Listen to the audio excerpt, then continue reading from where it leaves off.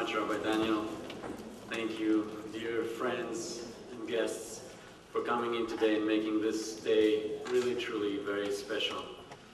I don't know who Rabbi Daniel was talking about until he called my name, because it doesn't sound like I've actually done all those things.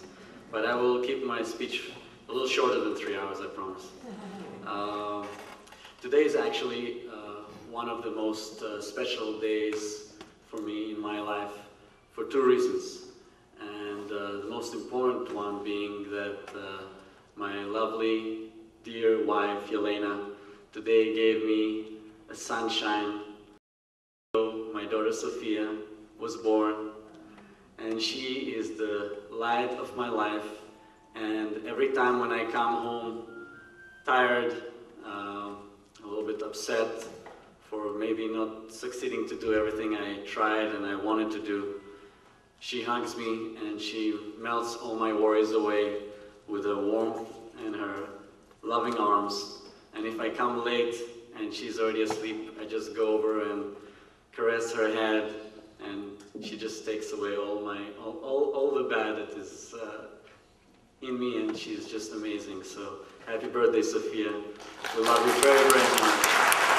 Stay the same way you are. And very interesting, she's only 6 years old, and when she said to me, what would you like for your birthday? And she said, I'd like our entire family to be healthy.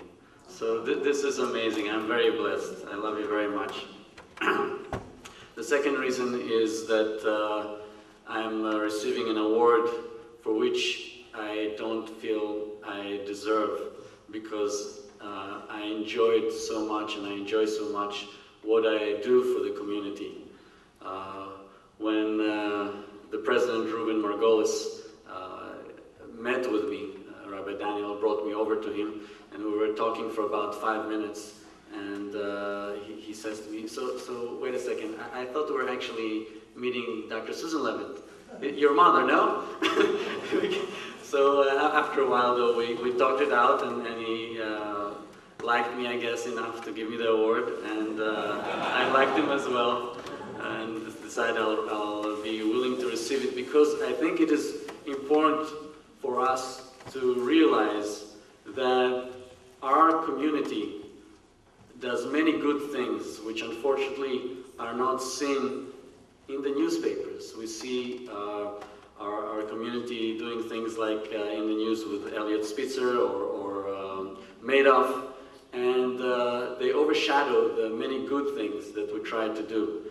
And so one of the things that I tried to do, which I feel I was very lucky to decide to do, was when the economic crisis started and people were losing their insurances, was to do 1 day a month free skin cancer screenings.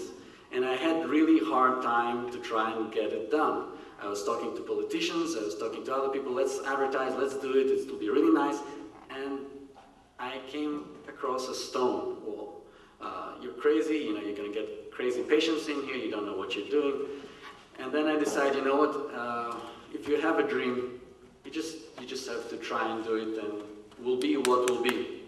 And I started doing it starting in May, and the Skin Cancer Foundation advertised it for me. And I've had patients coming from all over New York State, from Manhattan, from other places, and it really energized me and made me very, very happy.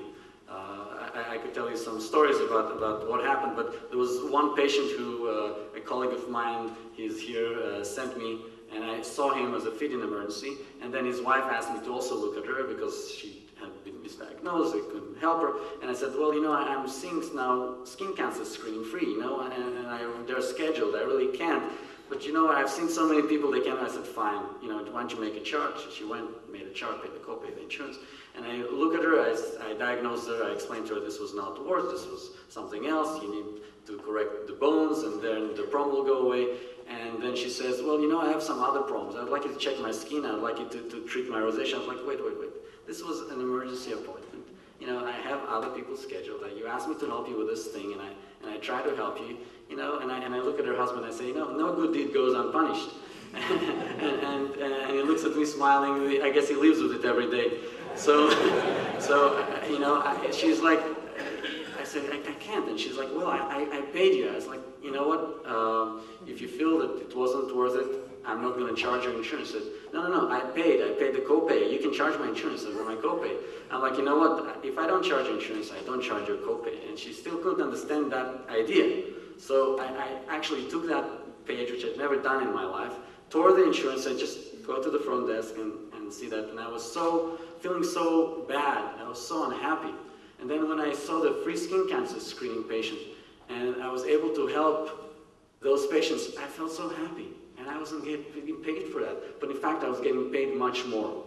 And so this award that I'm actually is something that I should be giving to the community, because my friends, my patients have enriched my life tremendously on a daily basis. And I would like to thank them all, and also thank each and every one of you who came here. I felt very uncomfortable to put you in such a situation where you had to decide whether you would come and for my honor and donate to the shul, and you actually came through, and I don't deserve friends like that. Thank you very, very much.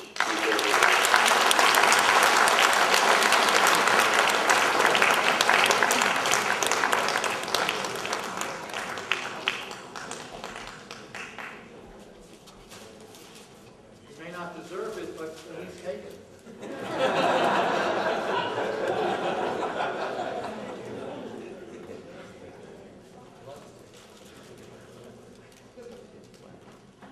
I'd also like to recognize Bella Weiss from Martin Markowitz's office, who's joined us and has given us